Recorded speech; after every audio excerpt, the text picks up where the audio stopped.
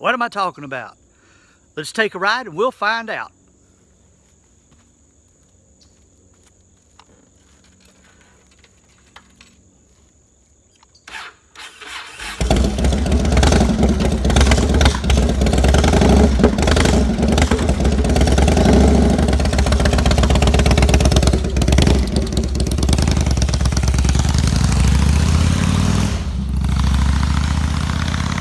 I am at St. Mark's Episcopal Parish Church, and it's huge, but not the church. The church is not huge. I'll explain what's huge in just a moment. So what I'm going to do is take a few shots of the church, let you see not on the inside, but on the outside of the cemetery, and we'll talk about the people that came here. But it's huge, it's huge. Well, not the church ain't huge. This church was built in 1856, but the congregation is much older than that. The congregation has been around since 1740.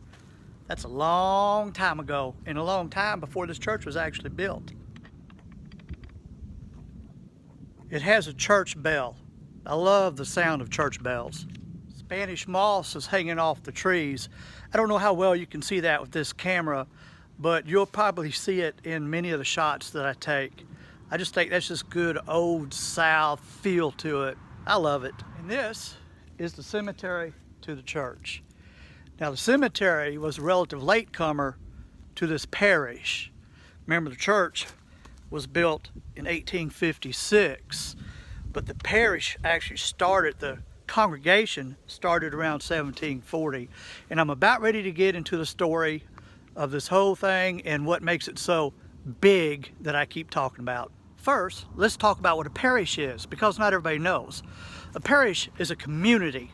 So way back in the day, the churches, or I should say each parish had a church, and you went to the church in your parish.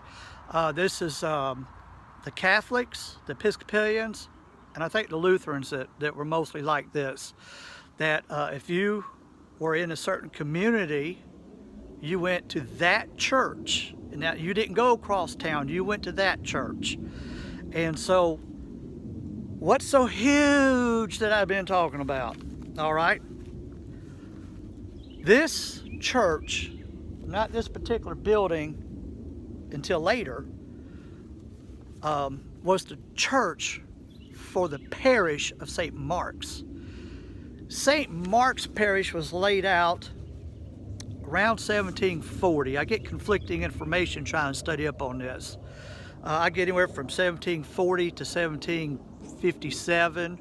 But the parish was laid out. Parish is kind of like what we would call a county now.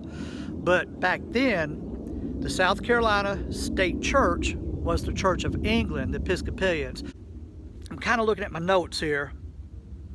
The parish of St. Mark's was established, and it went from the great PD River, which is over towards Florence, all the way to the Santee River. Now, if you're not familiar with this area, that won't mean much to you, but those rivers, to the best that I can guess, are somewhere around 75, 85 miles apart. And it started somewhere close around the town of Pinewood, which did not exist then, all the way up into North Carolina. The churches that were part of the parish were actually in the lowest part of the parish. And the reason for that was because there wasn't really, it was a backwoods parish. When it was established, there were very few people here. There were some plantations, some large plantation owners, but there really wasn't much. Well, not when the parish first started. That actually came later. So the parish was laid out, and the churches tended to stay down low into the parish, almost the most southern part of the parish, because there were hardly no people north of that. So this was more or less the center of population for the parish at that time.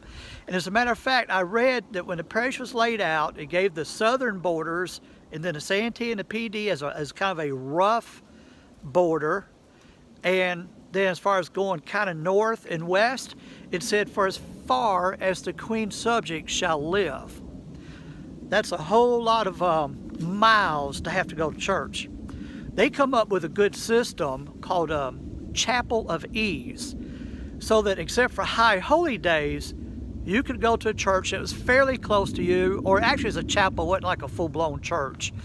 And I did a video not long ago about one Church of the Holy Cross in Statesburg, and I'll put a link down in the description to that. That started as a Chapel of Ease. I've done research on Chapel of Eases around South Carolina. Some of them became full-blown churches and are doing quite well.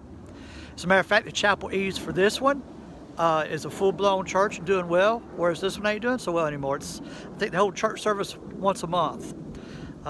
The graveyard, however, is doing quite well because the descendants to those who started this church, they still bury their dead here, which I think is great. I think that's just a good tradition. Chapel of Eases, I've looked around. I found some that don't exist anymore.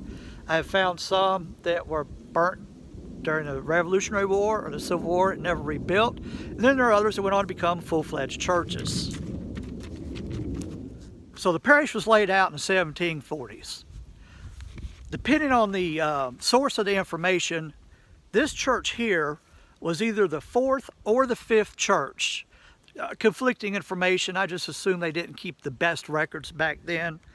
The first one supposedly was burnt by the British during the Revolutionary War. That was on Wright's Bluff off the Santee River. I did a video last week at Wright's Bluff, but I didn't call it that. I called it Fort Watson and the Indian Mound. And that was, those were built on the bluff overlooking the Santee River. And some sources say that that church was burnt down during the Revolutionary War.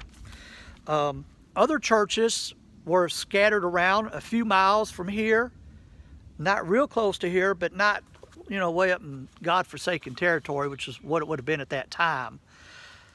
One was destroyed by forest fire. One was destroyed by the British. One was abandoned and just fell out of repair. And see, that's another thing.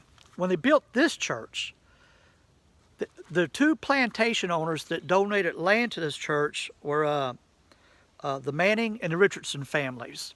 And they were wealthy families. Tried to raise money to build the church, and this is something I don't understand, so I'm about to get on a soapbox I typically don't get on with these kind of things. They were trying to raise money to build a church, but they didn't raise enough. So they went to the South Carolina State Legislature, which back then would help with stuff like that.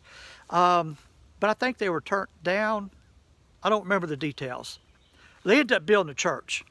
And then later, they needed repairs and new pews. Went back to the South Carolina State Legislature, and they turned them down on the pews, but they gave them the money for the repairs. Now my soapbox.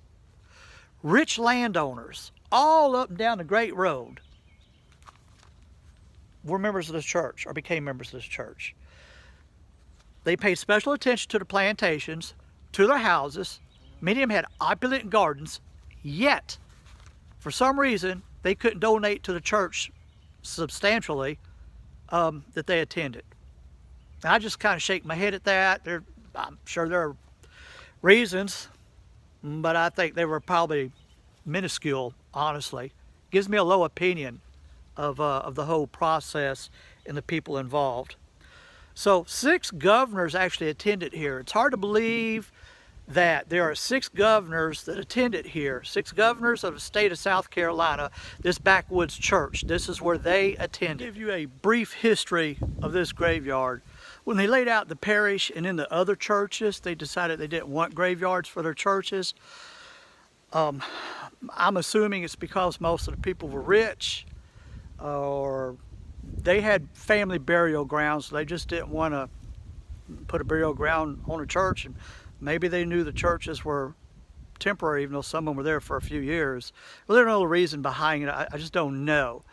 But I do know that when they built this church, at first, it was like, okay, this is not going to be a burial ground. But apparently that immediately changed, because the oldest stone here, and I'm looking at my notes here, so give me a second here. The oldest stone here is 1856. 1856 was when this church was built. By the way, the 1840s and 50s must have been a very prosperous time. I say that because just about every old church I've covered so far was in 1840 or 1850s that they were built. But anyway, the oldest stone here is from 1856 from a gentleman born in 1776, and I'll show you his stone in a second. So they did end up burying people here, as you can see. This would be the oldest stone and maybe the first person buried here. This is in memory of Dr. Edward Brailsford. And he was born in 1776 and died in 1856. That would put him at about 80 years old. So this is the oldest stone that I know of here. So I just showed you the oldest stone here, and that would be of Dr. Edward Brailsford. However, an interesting story. There is someone buried here who died in 1782, long before, like, what is that, 70 years, I think, before this church was built. But anyway, his name is Sergeant Samuel Ratcliffe, Jr. And he lived from 1726 to 1782. The Revolutionary War was in, if I remember correctly, in full swing in 1782. But anyway, he was buried somewhere else. And then his family moved him here whenever this church opened and the graveyard opened. They moved like 80-year-old remains. That's just kind of boggles my mind, honestly. But that is the oldest, I guess you could say, person here. Working on mysteries without any clues. Obviously someone is buried here, but there are no markers other than an R in each corner. And I do know there are a lot of Richardsons buried around here. And Richardson was one of the major donors of the church and governor. Something that always makes me sad is these tombstones of little children. This one here actually lived to be 3 years old, one day past his third birthday. Henry Burchell is what it looks like, from 1904 to 1907.